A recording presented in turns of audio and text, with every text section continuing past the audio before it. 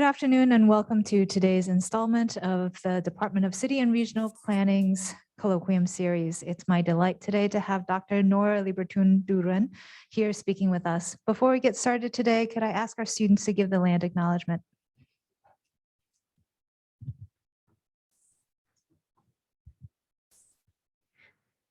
Cornell University is located on the traditional homelands of the Gayacono. The Gayacono are members of the Haudenosaunee Confederacy, an alliance of 6 sovereign nations with a historic and contemporary presence on this land.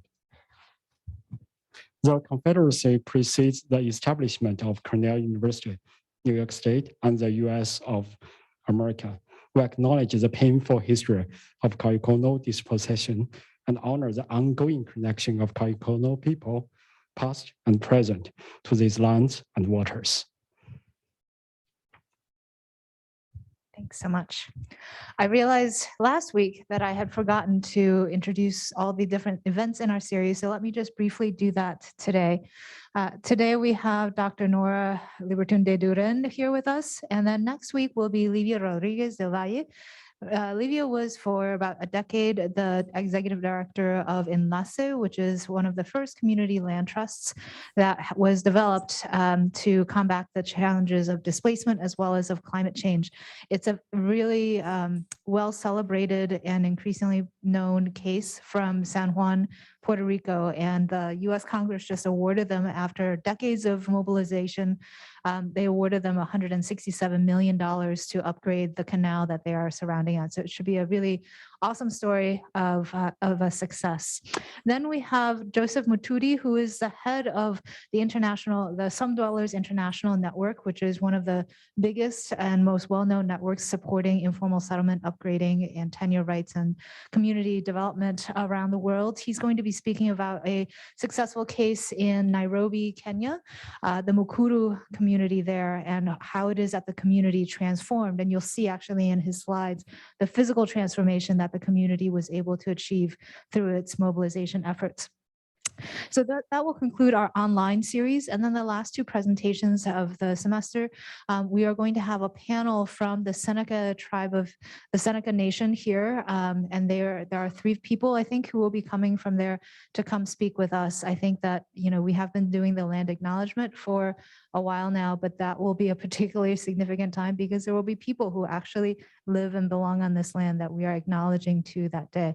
And then the final lecture, which is actually on Earth Day, will be Luis Aguirre Torres, who is the now Green New Deal czar, the new director of sustainability for the city and town of Ithaca. And he will be talking about how they are leading the country in decarbonizing Ithaca and what is their plan and what is their implementation strategy. So really an exciting portion of set of speakers looking forward to for the rest of the semester. Today, to introduce our guest speaker, we have Carlos. Carlos, you will have to, I actually am forgetting the whole of your many names here, but Carlos is our wonderful PhD student, and he will actually be introducing our speaker today. Thank you. Good afternoon. I'm very pleased to introduce our guest speaker today, Dr. Nora Libertun de Duren. I had the pleasure of meeting her a few months ago due to a project in which I am working with Professor Victoria Beard, and Nora kindly gave us feedback and advice on that project. Dr. Libertun de Duren is a leading expert on sustainability, social inclusion, and affordable housing at the Inter-American Development Bank. She has experience working in academia, local government, and multilateral development banks, and where she has managed multi-billion-dollar portfolios for urban development projects. She's an adjunct associate professor at Columbia University, and she was the director of planning and natural resources for New York City. Dr. Libertun de Duren holds a PhD in urban and regional planning from MIT, a master's in urban design from Harvard University, and a master's in architecture from the University of Buenos Aires. Her work has been published in prestigious academic journals, such as the Journal of Planning, Education, and Research, the International Journal of Urban and Regional Research, Urban Studies, and World Development Perspectives. So please join me in welcoming Dr. Nora Libertun de Duren.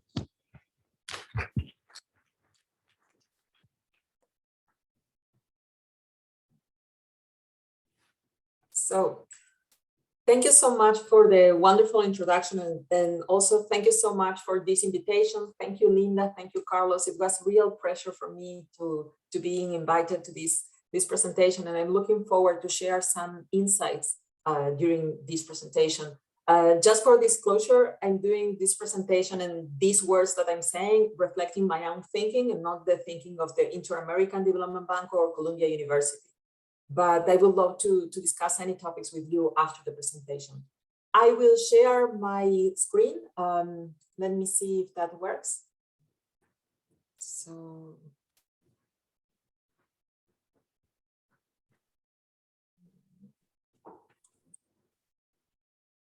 can you see my screen? Yes, okay, thank you. So the name of my presentation is 3 by 3 by 3, Myths, Challenges, and Opportunities for Inclusive Cities in the Global South. And I wanted to explore with you some of the ideas that I think are both harming or providing us possibilities to make a change and to improve the situation of cities, particularly in the issue of inequality and inequity in developing countries.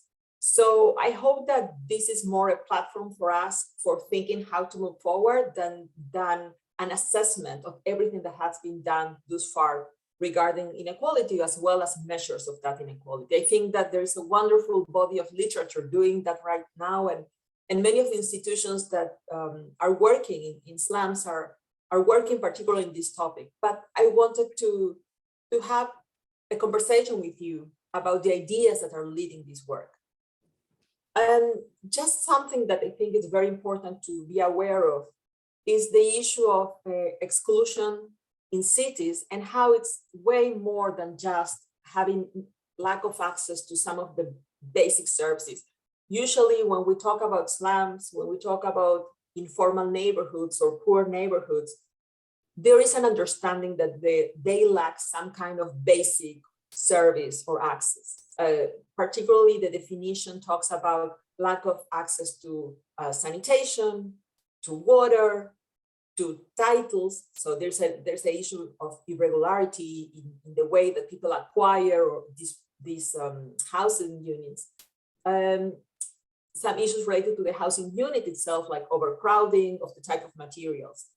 But those are measuring the conditions, and those are not measuring the impact of those conditions on the households that live in these neighborhoods.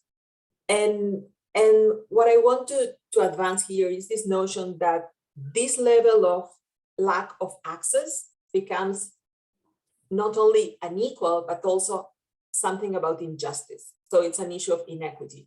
And why is that? Because it has consequences on the development of people in the long term. And there has been 2 wonderful studies about that, in which the authors have connected what happens in the neighborhoods with what happens to the long-term opportunities and outcomes of people living in those neighborhoods.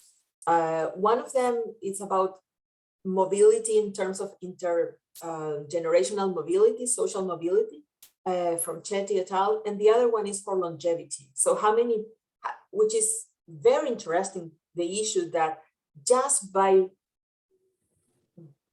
because of your location, you're going to live longer or shorter years of life than other households. And the chart, the table that you see here is showing a study that was done by a network of researchers in Latin American cities, in which they divided the whole city in 10 decils in terms of income per neighborhood, and they compare the life expectancy for men and women in these neighborhoods and compare the top and the bottom and for men and women. And what they found is that, yes, there were significant differences, and they could get up to 18 years, for example, in the case of Santiago de Chile, which is really something about issues of access and inclusion and inequities, not just that what you have access to has changed, but also your life, your whole expectation changes. And I thought that this was a powerful call for action. And because of that, I wanted to go to this idea of the myths and how people conceptualize these places. So which are the myths about spatial exclusion in cities? And I'm sure that some of them you heard about them, but I think we should try to reflect again on what this means for the development, for our actions, as people who care about urban planning, about cities, about justice. So one very powerful myth is that this is just a stage of urban development.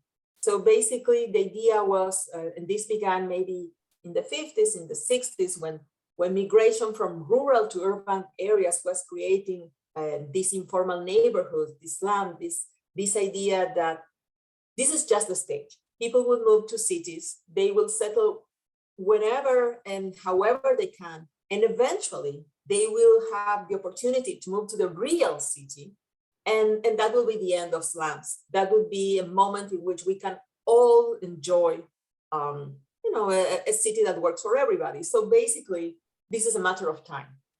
If we just give it enough time, this will solve by itself. But this has not happened. And why? Like, on one hand, slums have been growing since, they have been documented, since we have data on them. They have been growing in all areas. And not only that, the process of the rural to urban areas has been complete almost. For example, in Latin America, the region has been more than 50% urbanized since the 1960s. So there have been more than 3 generations living in slums already, and there is no movement. And basically what had happened is that, yes, there is an increase in income, typically from rural to urban areas. But once people move to urban areas, it's very hard to have social mobility within cities. And we have seen this happening for a long time. The other reason why this is a myth is migration does not stop. Migration is a constant. We have seen people moving from rural to urban areas, and now we see people moving from urban to urban areas. And the reasons are various and diverse. They have to do with climate change. So, for example, we have seen people being displaced from Haiti because of, the catastrophic climatic events that they have experienced.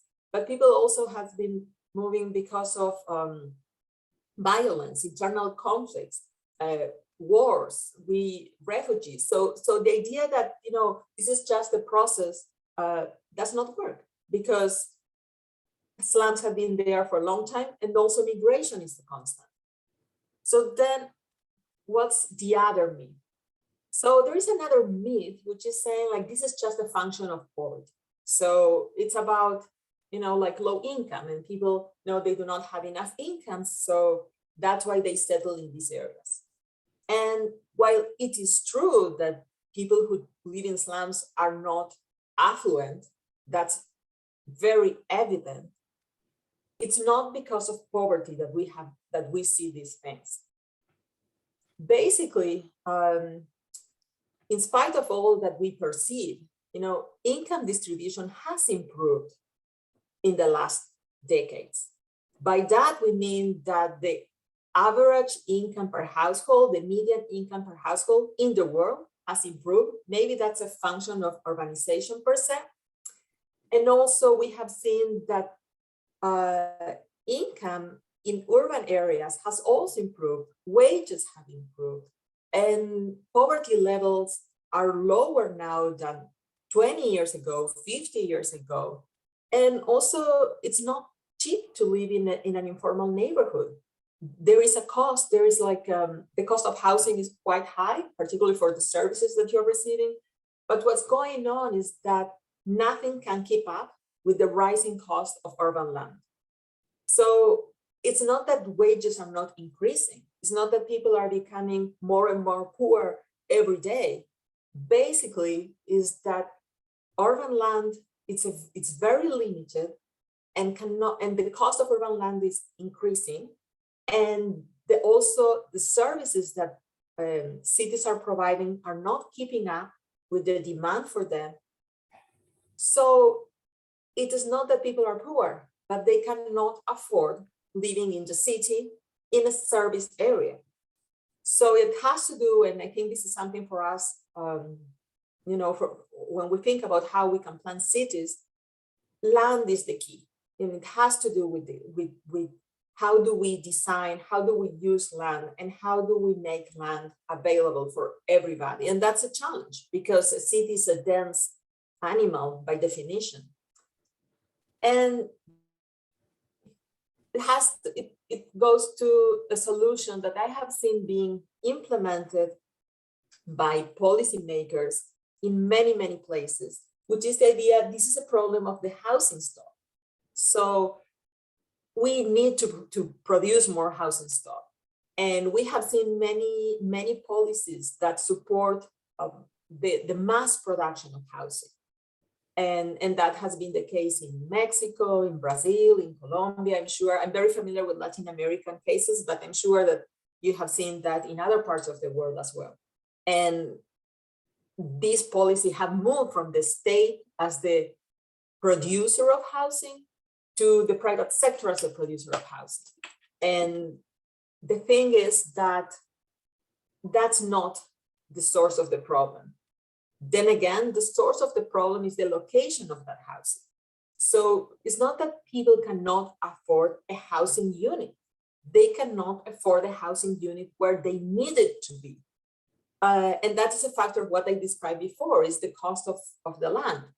And there is a famous failure in housing policy, in which, for example, in Mexico, and the photo that you see there, those housing units are real. Those are not some kind of drawing, it's not some Photoshop trick. Those are real, in which there was a massive construction of housing units that were very far located from where people need them to be, close to jobs, safety, networks, education, whatever, you name it. And those were never used. People keep on living in substandard housing, but well located. And let's think for a moment that no one moved to a city looking for better housing accommodations. People move to cities because they need something else. Usually they are leaving housing unit that works for housing unit that is better located, not better built.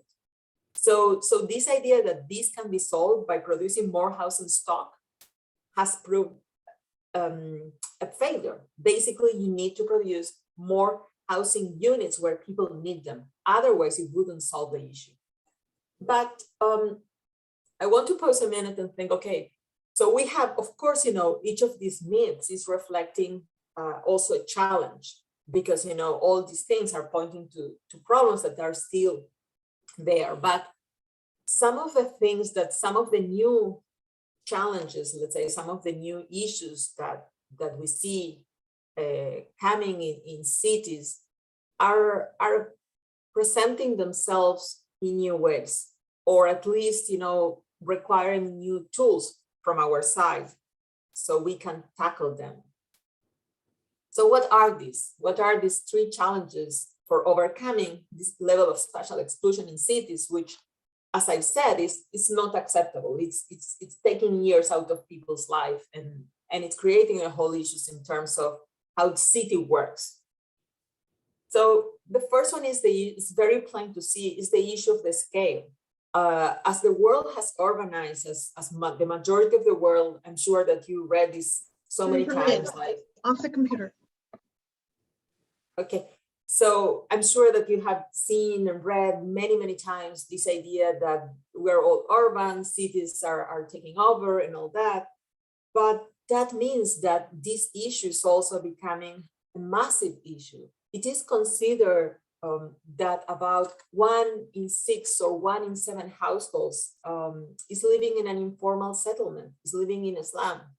That means that they are lacking some basic services from municipal governments like water, sanitation, electricity, and they are lacking also access to other services that do not define them as slums, but are as essential, like health clinics, like education, sometimes even participation in local government, voice, and it has to do with, as I said, it has to do with migration. So we are unclear if this is, an undercounting, and there are more people now living in these conditions. And as COVID has shown us, it affects not only those who are living in these conditions, but it has impacts on all of us. So just the scale of this is daunting. And one of the approaches that have been used thus far has been neighborhood upgrading programs.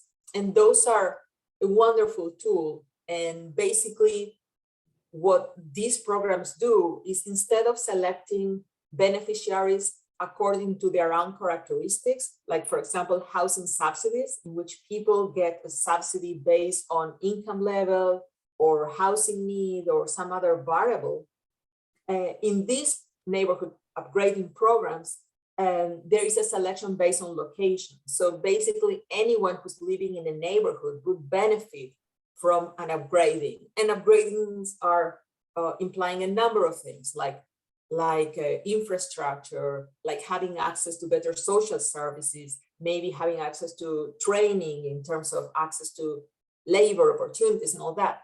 But all that approach is an ad hoc approach, meaning it's almost taking neighborhood by neighborhood. And I think it's very hard to imagine that you will be tackling the issue of 1/7 of the population neighborhood by neighborhood. And also the cost it's daunting. It's almost like 50 times more expensive to upgrade a neighborhood that has been built in informal conditions without access to services in land that has not been titled, than starting from scratch in a new neighborhood. And that's a problem, because as we have seen, you cannot relocate people where you want. It's not that you build housing in another area and then that will be solved. So that's a real challenge. And we have to think how to solve that besides the ad hoc approach. The other big challenge, and I'm sure you're familiar with this, is the issue of the environment. And of course, you know, that's a challenge for every city, everywhere. But if you think about that, that these neighborhoods are the most important thing that they value is location. And at the same time, they cannot locate where the city has already formalized, what implies that they typically locate in areas which are very vulnerable. So they locate in areas that are very vulnerable to floods, very, very vulnerable to landslides, very difficult. Could have hazmat issues, could have issues of pollution, could have all kinds of environmental issues. And typically that's the reason why the market and the state have not developed these lands before. Because otherwise, if they were well located, why not? So as we see issues of climate change, of these kind of catastrophic climate events, the level of destruction, the level of vulnerability that these neighborhoods have is enormous. And for example, about 2 weeks ago or 3 weeks ago, there was this news about the city in Brazil, Petrópolis, that have a huge landslide and people were their houses destroyed and lives lost. And the reason is that they are already vulnerable. And there are other kind of like slow onset hazards like air pollution, water pollution that are not so visible in the short term, but are also affecting these populations. So they have more exposure. And of course, at the same time, because they are living in an informal economy mostly, they have no insurance. They have no way of after these disasters, it's very hard for them to reconstruct. And also, again, the issue of the land, where are they going to reconstruct these neighborhoods? So that's a really big challenge, and it's only going to increase as we have seen lately.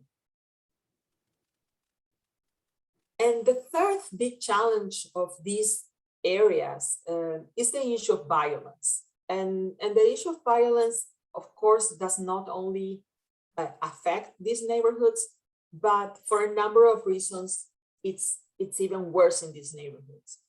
And you can see in that map, for example, there is a they show, murders versus income. And basically what you can read there is that neighborhoods that have a low income, where households have a lower incomes, they tend to have higher rates of murders. And it has to do with a number of things. Of course, it has to do with the absence of a functional state. And actually, that's the reason why they do not have access to many services. It's kind of like a part of the premise. But also it has to do with lack of trust in the interventions of the government. When there had been these efforts to pacify, that was the word used in many cases, these neighborhoods, it did not work well. There was not, peace was not the outcome, basically. But also many of these networks are integrated with the informal economy, not just the informal economy in terms of people not having access to formal markets for wherever, like for goods or for legal goods, but sometimes they're part of the informal economy for illegal goods. And that has created a whole other issue, a whole other set of issues. So it's a very untractable challenge. How do you deal with violence? Again, you have an issue with the state, you have an issue with illegal goods and legal goods as well. So that's one very important challenge that has often undermined the work of urban upgrading programs. And now let's go for the positive. Let's go for the good things that we can see coming out of these challenges and these needs and this understanding of how can we deal with, in cases, what is a fifth of the population of the city and almost a seventh of the population of the world. So some opportunities should be there, shouldn't they? So the first opportunity, the most symptoms that we have to think about is that fiscal resources are there. Everywhere, both in developed and developing countries, local municipalities are underfunded. They have an issue of increasing costs, particularly the demand for municipal services is increasing. And as we have seen with this COVID-19 pandemic, they do play a very important role in daily lives, and they are not well funded for that.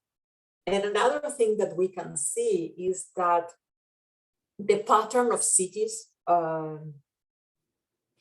then again, everywhere, but particularly in developing countries, have been to become less dense than before. They have become decentralized. They have become, they are consuming more land per capita, and which is it's a sprawling or suburban process. Depends a little bit on the morphology of the city.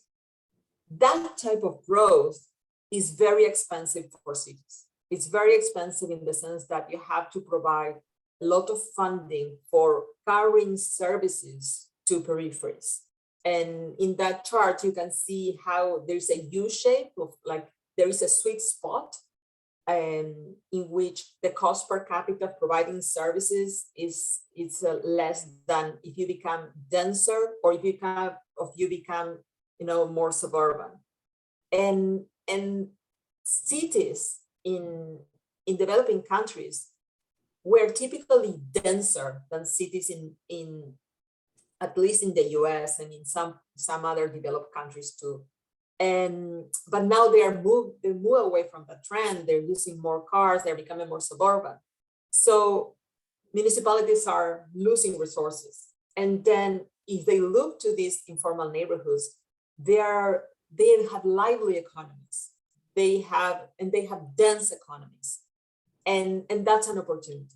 And as I explained before, these people are not living there for free, and many of them are willing to be included in the formal economy. So an effort and an opportunity should be done there. Now, the second thing, again, it's a trend everywhere, in which we see that households are becoming both older and smaller. And that's a function of many things. It's not exactly the same thing. One is people are living longer. And because of that, there are more households in which head of the household is older than 65-year-old. So that has an implication in terms of who is producing in the society, like the percentage of people who is actively enrolled in the labor market. So as more people are older than 65, the percentage of people working actively is smaller. And that has many implications in terms of social services. Also because the cost of social services for older people and for younger people is higher. And then the other thing that we have seen is that the number of children per household has also, shrunk. And that those studies we did, we have seen that before, typically there were a number of like 100 years ago, it was like 4 or 5 kids per family, then it shrank, and now households are having less than 2 children per household, typically, which means that we're having a society in which we're having more older people and less young people and fewer younger people. So that creates a lot of pressure in terms of productivity. Having said that, if that's happening in a developing society, it has a whole number of connotations, because it's like you're becoming older before becoming wealthier. So that creates a real issue. And the only place where we have seen that trend not developing is in the informal neighborhoods.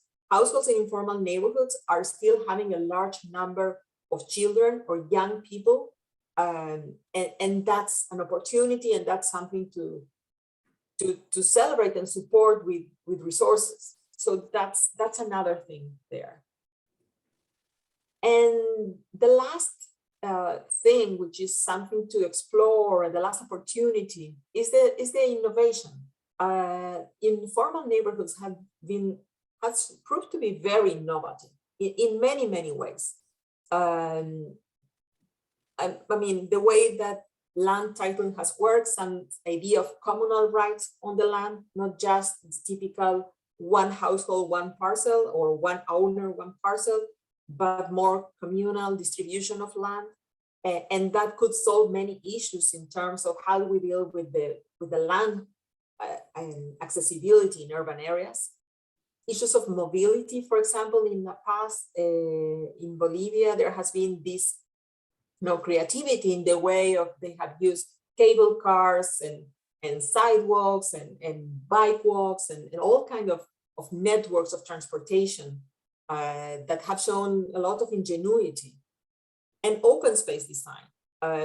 Interestingly enough, many of these spaces, they have a topography that is challenging. As I said, sometimes that's the reason why these areas are not developed by the formal sector. But that has also proved an opportunity for urban design that is very creative and from which we can learn a lot. And there's the famous case of Medellin and its stairs that are public stairs and that connect many levels of the neighborhood. So that's also, an opportunity for innovation.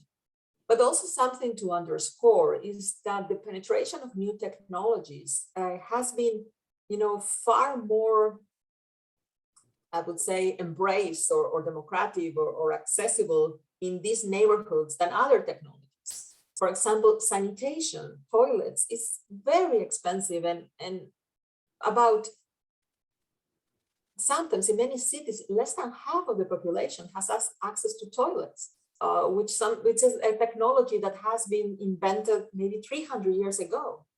And even the Romans had a piping system for sanitation. But cell phones are accessible for more people than toilets. And that creates a platform and an opportunity for innovation on how can we rely on different technologies for including everybody in the city? And as we have seen with COVID, that provides an opportunity for connection. And also something to underscore here is that the lines that divide access have changed. And for example, depending on which service are you measuring or are you looking at, you will have different populations that are included or excluded. And for example, with toilets, it has to do with people living in informal areas versus those who are living in informal areas. But with cell phones or other kind of technology, it might have to do with age. Like some people are, according to their age, either they are too young or too old, may not be included in these technologies. So you know, it gives us an opportunity to think also about how you include people and whom are you including according to which variables. And I just wanted to end with this notion of, I'm sure you're familiar with Amartya Sen and his idea of capabilities, and how it's not just about what you have, which is this idea of access. So if you have access to something, but it's about what you can do. I mean, how much you have freedom. Capability is a freedom to choose, you know, how you would like to develop yourself. And he rightly says that that depends on things that are, you know, coming with you, like individual characteristics, but also what's around you. And he talks about social opportunities and influences. But I think that we also can make a very explicit case about the city as an enabler of no or those capabilities. And that's something that I think should enlighten our work in urban development. So thank you.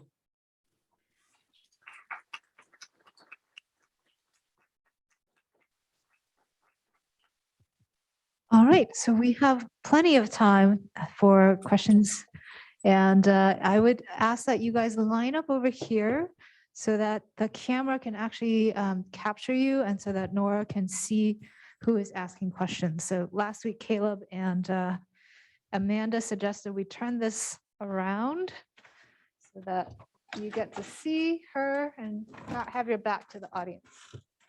So if Alexis, you can tell Andre to switch off share screen.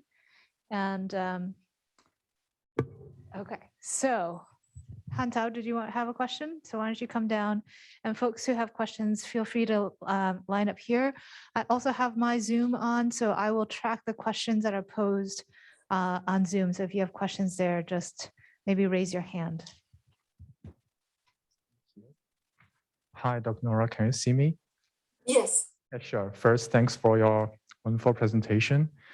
I'm a bit confused by your, like, maybe I'm not listening carefully, but I'm a bit confused by your definition of global south. Like, which areas are you like referring to? Because the cases you give are mainly in Latin America. Are you suggesting that they are like representative of the situation of global south? And moreover, I'm curious about your relating of informality and slums. First, like early scholars like Bromley has pointed out, like how informality not only limits in poor population, but also wealth people. And Ananya Roy like argues that maybe not true, but the whole Indian planning regime is kind of an informal system. So does informality necessarily relate to poor slums? And second, does formal settlements does formal settlement don't mean slums? I'm thinking about China's case, their Tongzilou, which has some kind of formal entitlement, but in reality, they are still some kind of slums. So my two questions to sum up is first, your definition of global south, and second, maybe I was wrong, your equation of informality and slums. Thanks a lot. Okay, so thank you so much for your questions. And I think, you know, on purpose, I left room for questions because I thought many of the things would be clear, you know, in this dialogue. So by global south, it's an old way in the literature to describe cities that are not developed. And I personally agree that it's confusing in the sense that, for example, Australia is in the south, and it doesn't fit into this category. I think, by global south, what we're talking is countries that have that qualify for international development help in terms of their organization. So typically you include there South America, you include there parts of Africa, or not, perhaps not the North Africa, some countries in Asia. I don't think that China is captured in this global south definition. Having said that, the myths that I described, I have seen them presented in many different countries, in many different contexts, almost without acknowledgement that they are contextual on the national development. And why I say that? Because many of them emerged from UN Habitat approach to slums from perhaps 20 years ago. So some of the countries that have a rapid development in the last 2 decades are kind of perceived, as are describing this myth approach, even though they do not belong there. So in terms of informality, I totally agree. Informality and slums are two different things. The informal economy, it's everywhere. I mean, it doesn't have to do just with informal transactions in terms of the land. And also there's something to distinguish between informality and illegality. But what I was talking about is the issue of land that is not titled, that creates an occupation that is not receiving services from municipalities. Slums is a word that has some connotations in some countries. Typically, we could talk about underserved and informal neighborhoods. Underserved neighborhoods are neighborhoods which are formal in the sense that people have bought their land in a formal market recognized by the municipality. So they pay taxes, they have done all the process, but still they don't have services. For example, they don't have sanitation. And about 20% of the people who are not having access to services, they are in a formal neighborhood, but the neighborhood is underserved. And then you have slums in which you have both conditions. You have people who are underserved and their access to land is informal. Also, I think that there's an important distinction here to make, which is informal neighborhoods versus housing that is substandard. Informal neighborhoods are what I just described. People occupying land that is not formally processed by the municipality. At the same time, and that could be about, depending on how it's measured, like 1/7 or 1/8 of the households living in cities. Then inadequate housing is something else. You could be living in the most affluent building in the city and be considered to be living in an inadequate housing because, for example, it's overcrowded and there is a measure for overcrowding. So housing has characteristics about how many people per unit, which is no more than 3 per room, the titles, again, and basic services, sanitation, electricity, and water, and then the quality of the material, which is, it has to be starting material, and there's a whole characteristics. So, as you would imagine, overcrowding is the most prevalent condition in cities, but those are not informal. That's just people who are living in a space that is too small, according to what the UN Habitat has qualified. So I think, there's a whole number of concepts here. So one is inadequate housing, the other one is informal neighborhoods, and the other one is underserved neighborhoods. In slums, we see the three of them.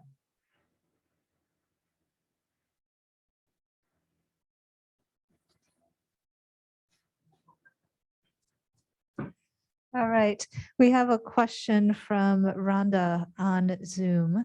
So Rhonda, why don't you unmute and ask your question directly?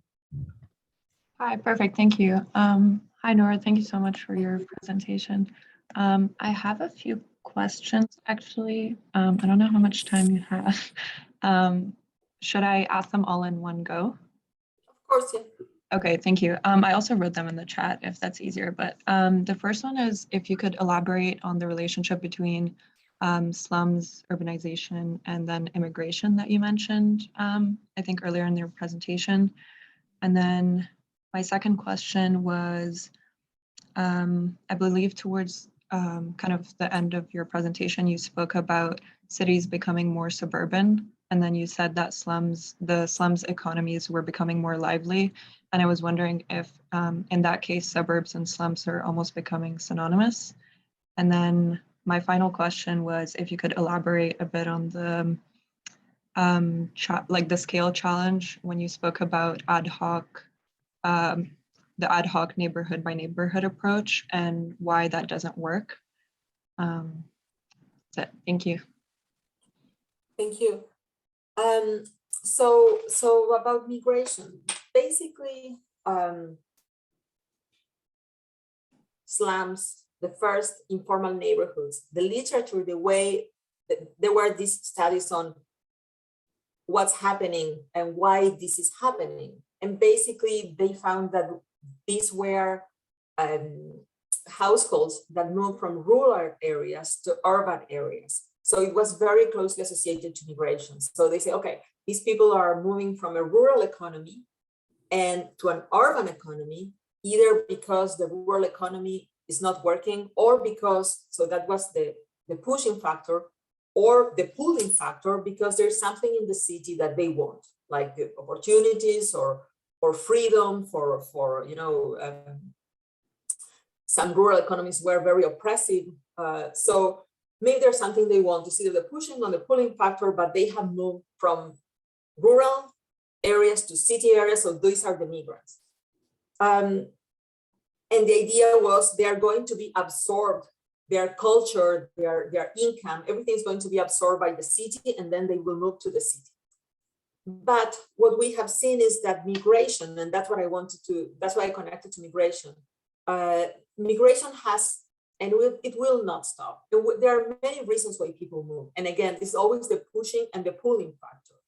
And for example, sometimes people have moved from one area to another area because of violence. All kinds of violence, could be internal violence, could be, as we are seeing now, people from one country to another country for escaping violence. When that happens, what you have is an expelling factor, and people move to an area, not because that area is providing them opportunities in particular, or not because it has a job market that is requiring them, but because they need to move. So typically, that starts with some kind of refugee camp or some kind of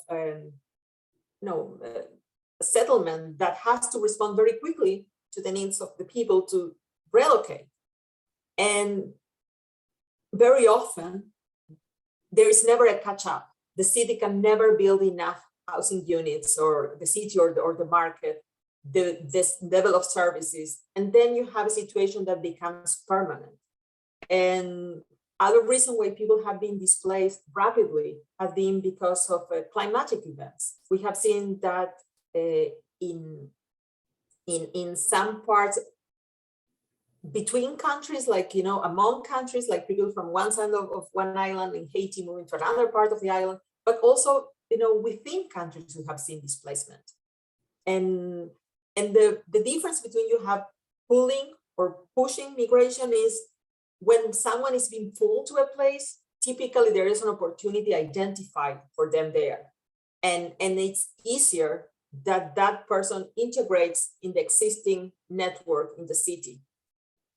And that could be, you know, like the place where you move to a country for studying.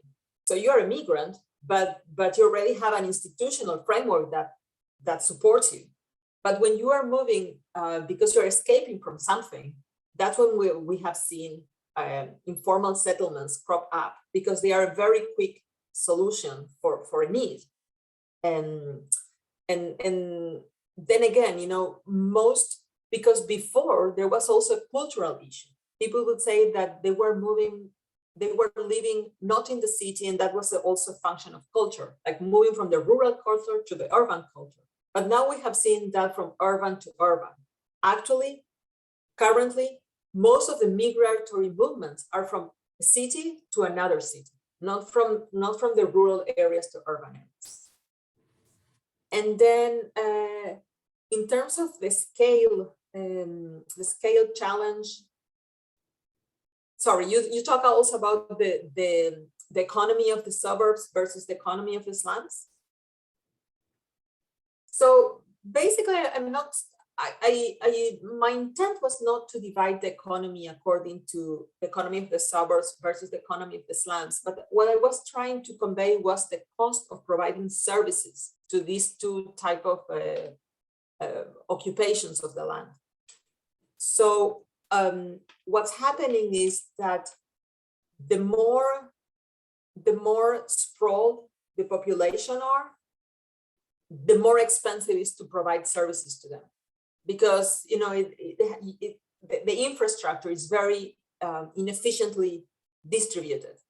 We did this calculation for issues as water, piping, sanitation, and it was very expensive.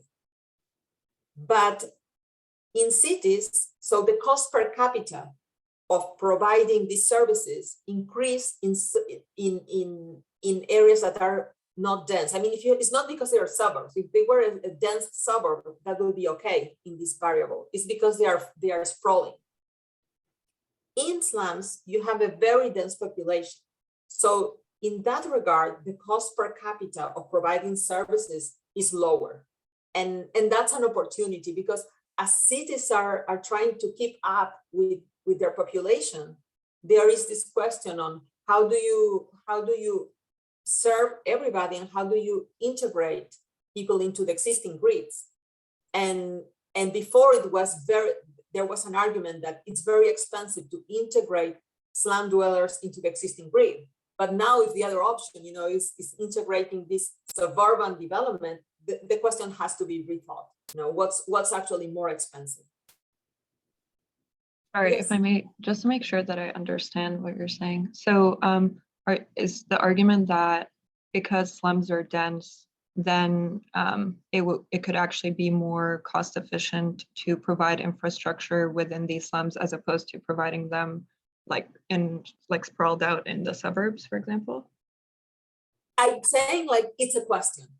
I mean, then again, it has to be explored, but before there was not even an exploration. Yes, what I'm saying is that be aware that now the formal city is expanding in a way that it's also very expensive.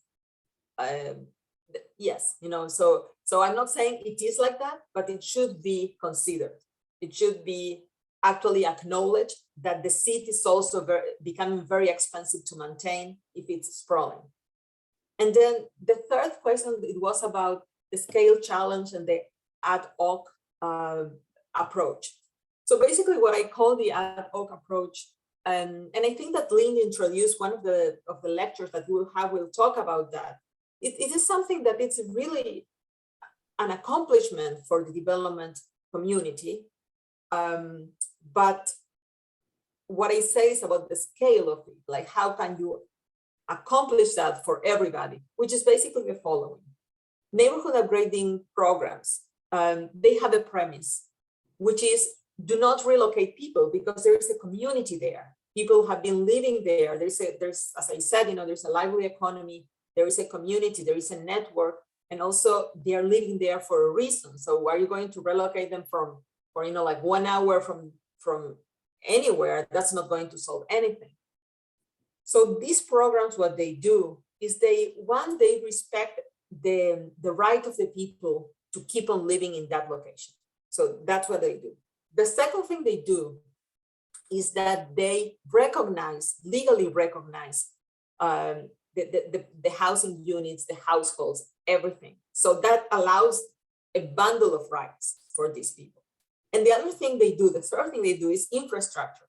They provide sidewalks, they provide lighting features, they provide sanitation within the housing units. And And, you know, and you name it, like then they have been enriched with other programs like education or how you can create some kind of youth training. So, and they are very, very valuable. They are very important. And in that regard, they should be celebrated.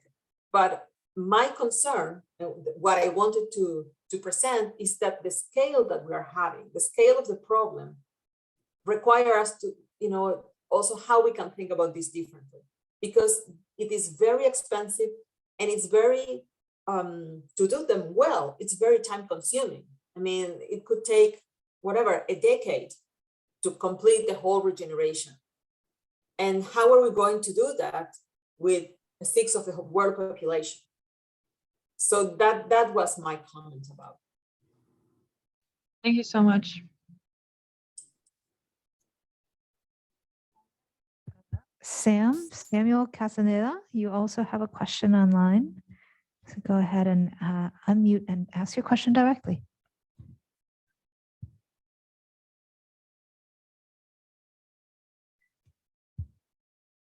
Sam, are you there? All right, I can also read his question. In my neighborhood in Chicago, there are many issues for housing and living, like food deserts, crime, and lack of access. I see many parallels with the issues of slums in the global south and poor urban areas in developed countries like the US. How does your research with the global south inform you about how to solve the issues of inner city neighborhoods in the global north? Mm-hmm. Well, thank you for this question. And I in my work, I don't do that. So I have the freedom to, you know, imagine how I will do that, because it's not that I'm describing what I have done.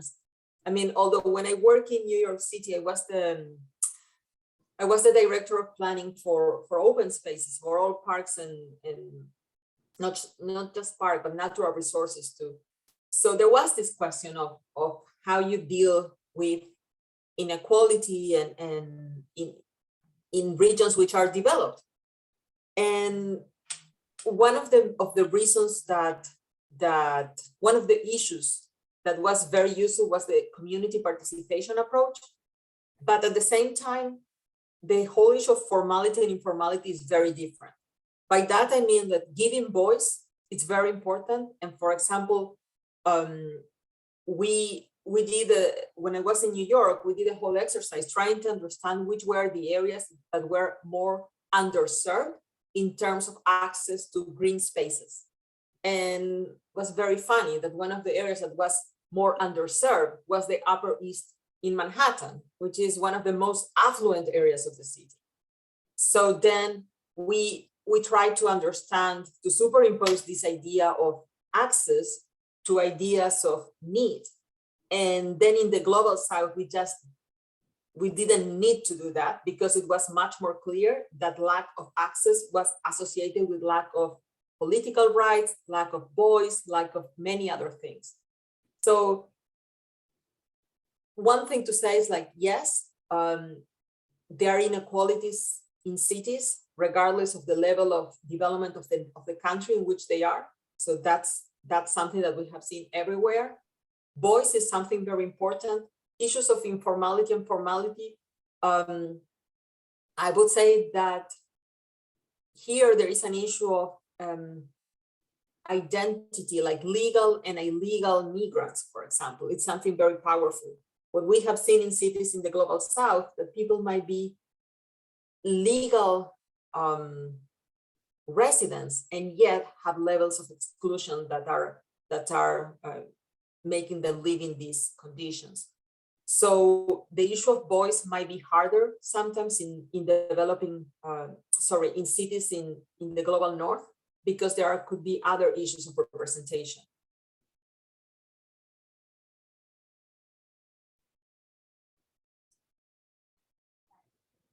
I will ask a question, but in the meanwhile, I invite other students who are in the audience to come up and ask a question as well. I'm going to see if I can stand here so you can see me. So Nora, I wanted to push you on your 3 opportunities, because in part the way you explained them all, they all seemed at least half like problems and then half opportunities. Like all the governments are underfunded, but at least slums represent an opportunity, or most places are getting a lot older and they don't have enough young people to carry the weight of the aging population economically, but at least there are more young people in slums. Most people don't have toilets, but at least most of them have cell phones. So innovation is a key. And so I guess I am looking for maybe more opportunities than what those opportunities seem to be is one part of my question. The other part is that in this discussion about scale that we're having, you are critiquing the kinds of things that we're seeing with SDI or with Enlace, with other things where you see these very inspiring examples of community bottom-up development because of the difficulties of scaling up. And I think talking with environmental justice or community organizers, for them, it's never, they are always asked this question, how can we scale up your example to be more effective? And I think what people say there is, you know, it's not about scale. We are doing above and beyond what we can do with the few resources that we have. The question is, how do you replicate the work that we have done elsewhere? And that is a question for institutions. And so the opportunities you presented are not, none of them were addressing the question of institutions and what institutions like the IDB or national governments are supposed to do. So in your role, having worked with the World Bank and the IDB, or BID, I guess, as now it's being rebranded, where do you see the kind of things that you're talking about being inputted into their practices, all of these decades of experience and the knowledge that we have gained from what community organizations can do? How has that, or should that, or could it change what these large institutions are doing, given that they are the ones with major funding and other political and power resources at their fingertips? Thanks. Okay, so in terms of the opportunities, I acknowledge that, but it might be that it was hard for me to find things that were full opportunities. I was trying, I'm very honest, I was trying to find something more optimistic, and I couldn't, because I think that the situation is really not, it's at a moment in which it's not easy to think how it's going to be better. So I agree. I mean, none of the things that I presented were, okay, this is an opportunity. And the reason why I said that is because they could be an opportunity if we do something that is not being done, and it cannot be done in a quick way. So again, you know, fiscal resources are a challenge, and it's not that I ever imagine that slums are going to be the solution for that, but it would be interesting if that is part of the conversation, that how, instead of looking at slums as just a drag on municipal finances, or just something that municipalities do not take into account when they consider their municipal finances, they start thinking about the opportunities for increasing their fiscal resources and how they can start capturing some of the economic activities that are happening there for providing services, because that has to do with the sustainability of the programs that are implemented in these neighborhoods. In terms of the population, again, you know, it's not that one thing will outshift the other. And I'm not, then again, I'm not, there is no a value judgment, or there's not something saying that old people or young people, one is better than the other. But what I want to say is that the society needs to consider their youth in the best way. And we have all these young people in this neighborhood that are not being given opportunities. And we all depend on that. It's not just because of them. And we depend on them even more when we see that the median age is increasing. So I wouldn't say that there is like good or bad there, like young people versus old people, but the opportunity there is, you know, for us to value the residents of these neighborhoods, to value them more and to provide them more opportunities. And in terms of innovation, I mean, if there is one thing, one innovation in urban planning that has improved public health, that is the toilets. So there's nothing that replaces sanitation. There's no number of iPhones, no number of anything. But the idea here was to understand that the private sector is doing something that has reached these boundaries. So how can we learn from that? And how can we think that the division between, these neighborhoods is not just something that cannot be changed. There have been technologies that have been changed, and that have happened very quickly.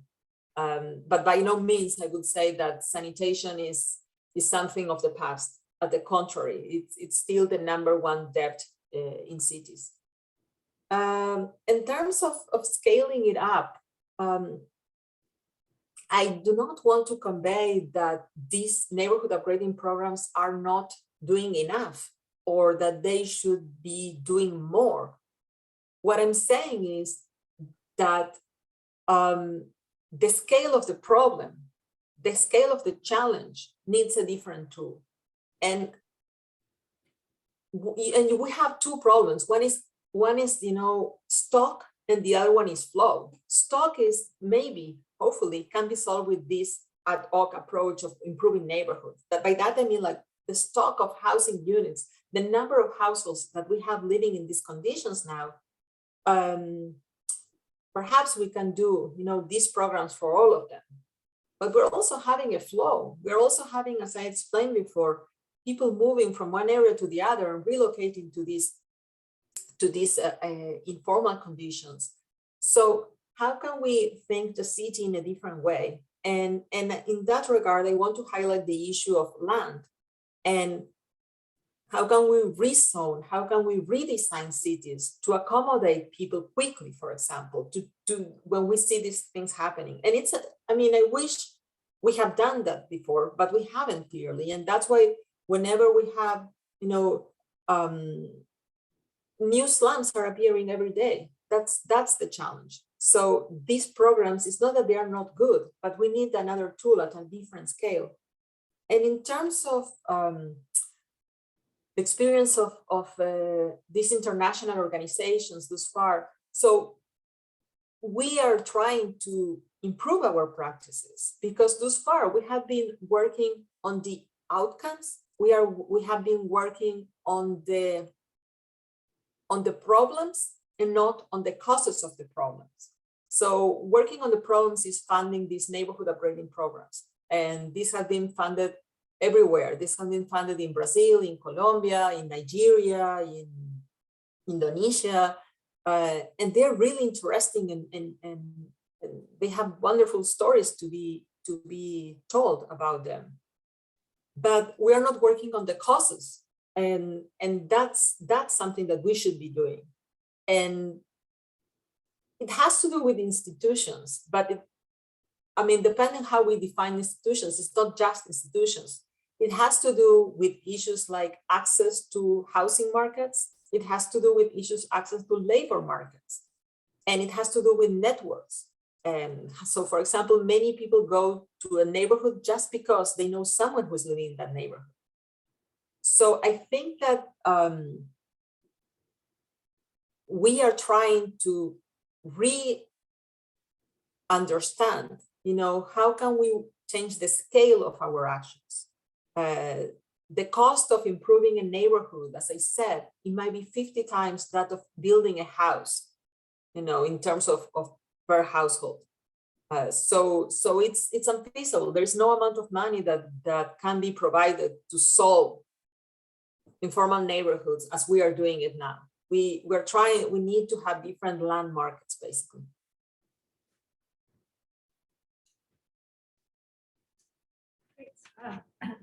Hi, can you hear me? Yes. Hi, Nora. I'm Sophie. I'm a new colleague of Linda's.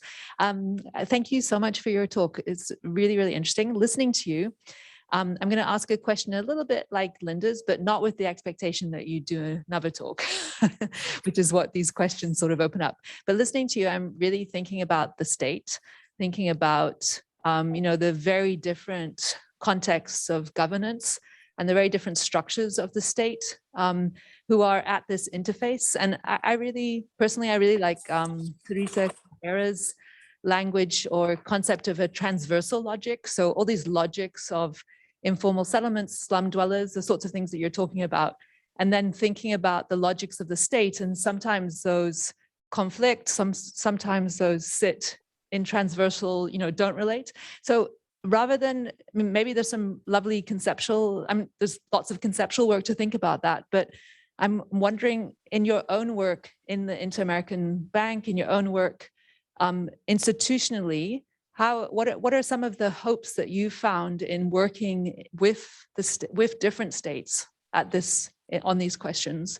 What are some of the, what for you are some of the lessons, not necessarily the myths, opportunities, and challenges, not to go to that depth, but how here's a really essential player in this space. And if we had taken that entry into this debate, we might have been talking about slum elimination, as well as slum upgrading, depending on the context that we're thinking about. So yeah, just what would be some slivers that you might offer us for thinking about the state in this frame? Thanks. Okay, so I will answer this from two different perspectives. And one is the issue of trust, and the other one is the issue of legitimacy. So the issue of trust, it's essential. And as I said when I mentioned violence, the first and the most important thing is that that the residents do trust institutions. I mean, that's kind of one of the backbones of all this work. And that takes a lot of community interaction, participation. So how that can happen. And for example, sometimes what happens is that there is an office from the municipality that moves to the center of this neighborhood and start interacting with local residents. And just that simple act creates a level of trust. Sometimes it works well, sometimes it does not work that well. If there is an issue of lack of trust, very, very strong. For an example of something that has worked well, in Buenos Aires, there was an effort in which, by doing so, it was called Villa 31 project, and by doing so, residents had a better connection with the government, and they got IDs that allowed them to do a number of things. So that was a good example.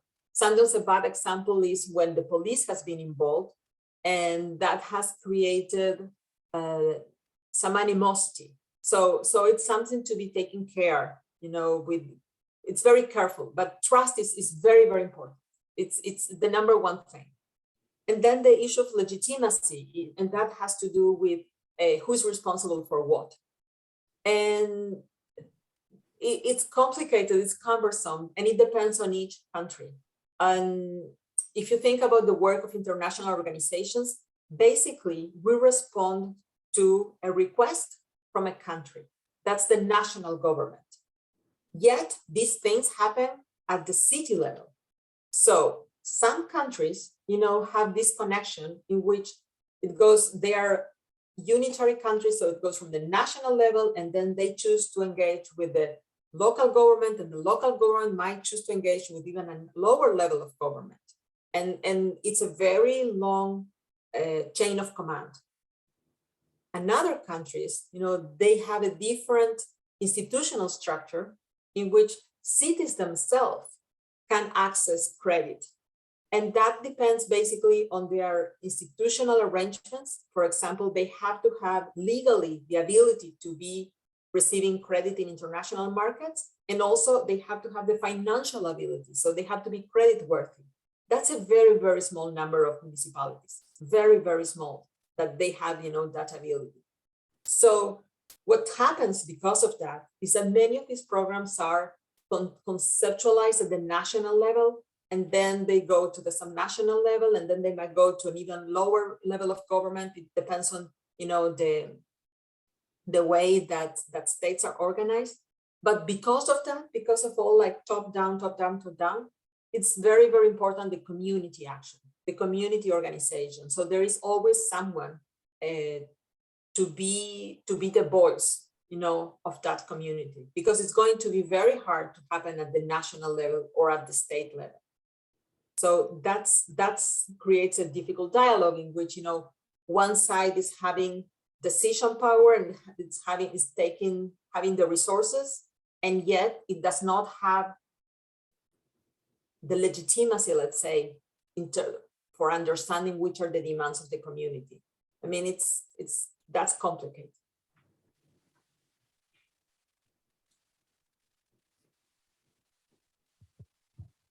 Hi, Nora. Thank you again for such an amazing presentation and for answering all these questions. I think that your explanation about the effect of land markets is still resonating in my head. And I would like to ask you, to what extent do you think that local governments can do something to control the negative impacts of these of land markets in the ability of people to attain good locations in the city? That from one side. And second, do you know from your work if the investments in slum upgrading is affecting migration within cities?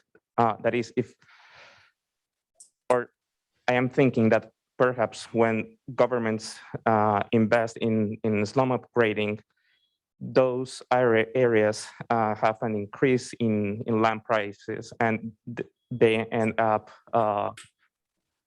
forcing people to migrate to other areas. So I don't know if perhaps it's another way to increase the problem of social inequality. What do you think? What have you seen from your work? Thank you. Yeah. Thank you for the questions. Very, very insightful. So, and I think that, what you said is going to the land markets. That's kind of like, for me, that's the most essential part. And what has been tried is subsidizing land prices, and it does not work. I mean, the thing is that, okay, giving the private sector or trying to subsidize the price of land has ended up in an increase in the price of land. What does work is increasing the amount of good land. And by that, I mean investing in basic infrastructure. So there is more land that has basic services. The matter of all these issues is that the provision of basic services is reduced to a very limited number of parcels, let's say. So instead of subsidizing the price of land, there are two approaches that should be useful to be taken at the same time. One is providing more services like basic infrastructure and transportation and social services, and at the same time densify. One of the challenges is that if land is not used in a dense way, the number of people who can live in that places is reduced, and then it's become even a scarcer good. So for cities, basically they have to complete the infrastructure. It's an old recipe, but still, relevant. And in terms of upgrading slums and migration, it's an important question. And basically, gentrification, as we understand that, like, you improve the neighborhood and then people leave because the prices have increased, is not what we have seen, because the majority of the people are owners in this informal economy. They are owners, they are not renters. So they are not leaving their property or selling it for going to somewhere else because it's still, not making that much of a difference. Renters might have moved to a different neighborhood, but it's not the majority of the people who are renters. Actually, what we have seen is the opposite, is when governments announce that an informal neighborhood is going to be upgraded, there is a migratory movement towards that neighborhood. So more people go to the neighborhood because they know that they will be, better living conditions in that neighborhood. So it has created this flow of people from non-upgraded informal neighborhoods to upgraded informal neighborhoods. So that's what we have seen. Not non-gentrification, but more people moving to slums. Hi, Nora. Thank you for being here and for your presentation. I did some work with the Peace Corps and also USAID in the Northern Dominican Haitian border region. And I just wanted your opinion. A lot of our funding went into capacity building in rural areas. And I'm wondering, with your research, if you feel that that is effective, one, to reduce brain drain in these rural areas, and two, to have people ready to join the formal economy if they do go to larger metropolis areas. Yeah. So thank you for your question. It will be hard for me and unfair, that I say if I think this is good or bad, but my way of structuring an answer would be by thinking if these areas were, if there was, as I explained, a pulling or a pushing thing, are these people moving from these rural areas because there is a problem in their rural livelihood, and then by doing capacity building you are improving their livelihood? Let's say that you create capabilities in them that allow them to have a better livelihood in these rural areas. So then that would be something very good to do. But if they are moving to, they're abandoning rural areas because there's something in cities that they're looking for, I think the answer is different. But it's very hard for me to provide an opinion without understanding more about the characteristics of the project.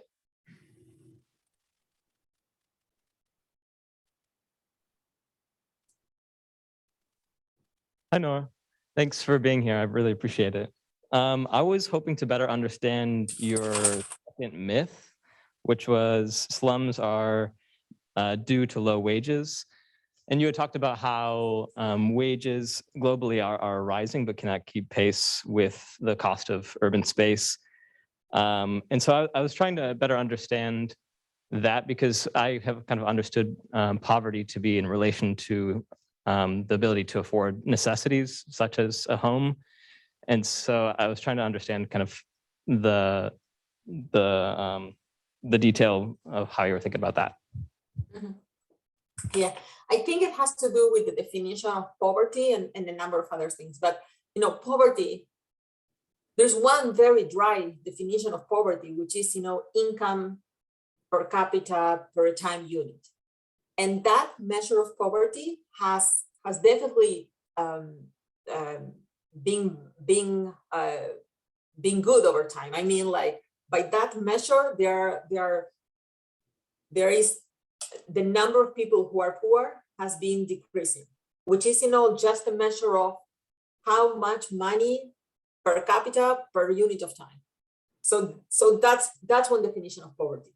Another definition of poverty is not according to how much you have, but how much you need to spend. And that would be what you said, like definition of poverty is I am not poor if I can afford a housing, a house unit.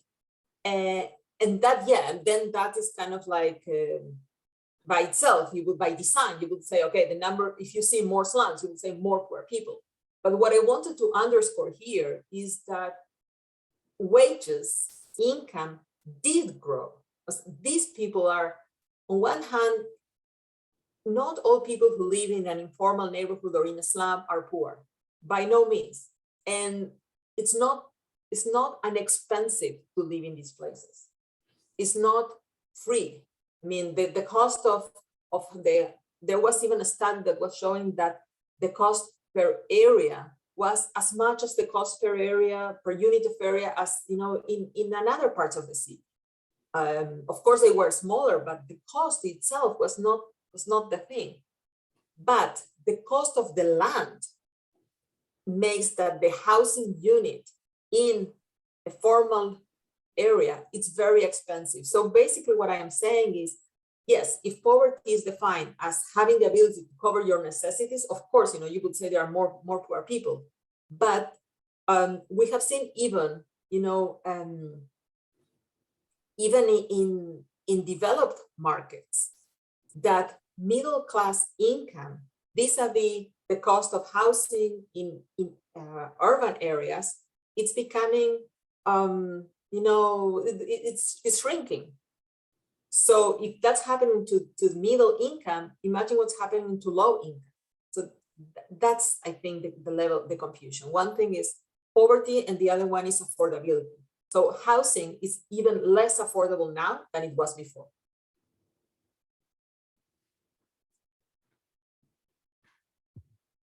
All right, we are turning towards the end here. And so I want to take the power of having the mic to ask one last question of you relating to careers. So we have many international students who are interested in working in the United States. And we have also international and American students who are interested in careers and international development. And you yourself have experience doing both.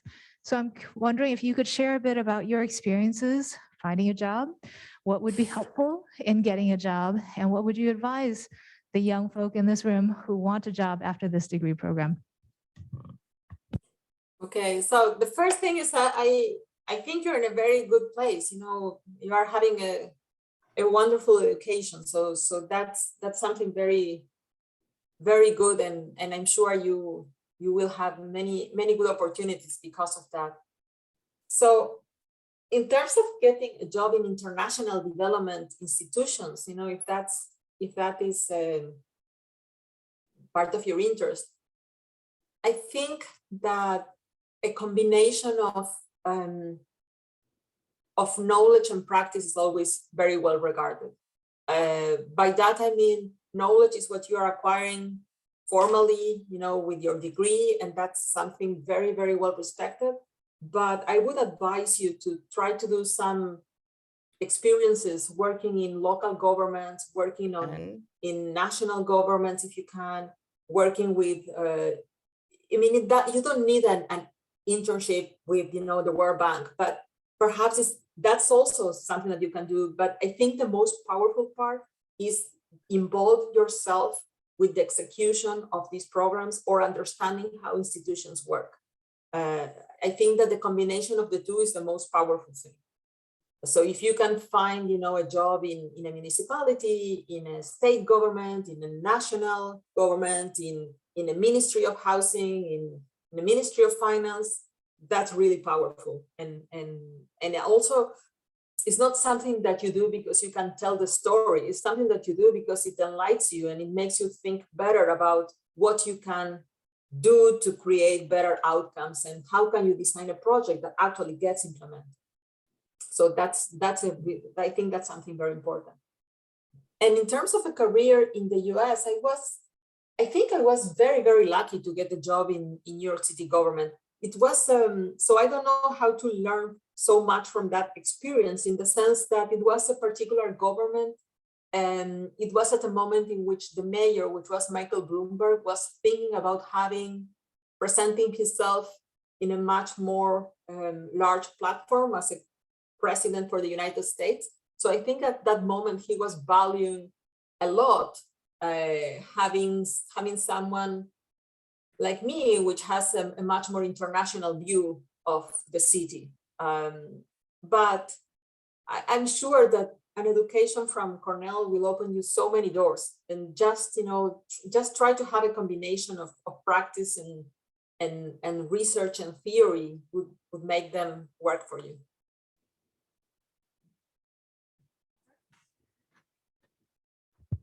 All right, well, thank you so much, Nora. Please join me in thanking our guests today. So thank you, and I hope that this has been useful. And if you want to send me more questions, I'm happy to answer them. Thank you so much. Really appreciate it. We'll be in touch. Take care. Thank you.